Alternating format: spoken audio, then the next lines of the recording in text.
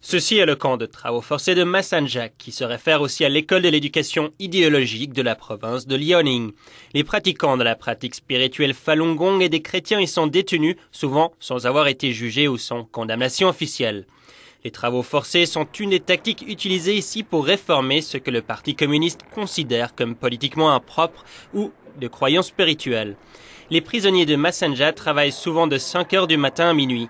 Parfois, ils les forcent à travailler durant toute la nuit sans dormir. S'ils ont la chance de pouvoir dormir pendant la journée, alors c'est sur le sol de l'usine. L'heure du déjeuner se résume à un bout de pain et peut-être de la bouillie de riz ou une portion de légumes, puis ils reprennent le travail. Dans cette séquence, 8 prisonniers chinois travaillent sur des composants électriques appelés des diodes. D'autres types de travaux qui ne sont pas visibles dans cette vidéo sont par exemple la fabrication de décorations d'Halloween, comme des crânes et des pierres tombales en plastique pour les exportations aux États-Unis. Certains prisonniers doivent manipuler des substances toxiques sans équipement de protection, causant à la longue des démangeaisons, des douleurs à la gorge et des problèmes de poumons. Dans ce lieu, certains prisonniers ne sont pas capables de survivre dans ces conditions. Dong Cheng était un chrétien de la ville de Fuxin dans la province de Liaoning.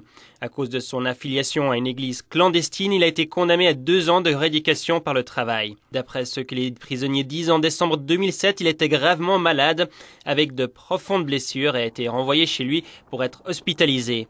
Mais après une semaine, sa famille n'était plus capable de payer son traitement médical, alors Dong a été réexpédié au camp de travail de Massenjak. Dans l'après-midi du 25 mai 2008, il vomit et perdit conscience. Les gardiens de prison l'ont ignoré pendant plusieurs heures jusqu'à ce qu'il meure aux alentours de 9 heures du soir. Il avait 56 ans. Plus tard, le camp de travaux forcés a officiellement annoncé le décès à sa famille, invoquant une mort de cause naturelle. Ceci représente seulement l'un des exemples de vie et de mort dans les camps de travaux forcés de Chine. D'autres camps semblables sont disséminés à travers la Chine. Cependant, il est impossible d'avoir le chiffre officiel exact correspondant au nombre de prisonniers qui sont détenus dans ces camps. Les groupes des droits de l'homme estiment quant à eux que cela atteint des centaines de milliers, voire plus. This is New Tang Dynasty Television.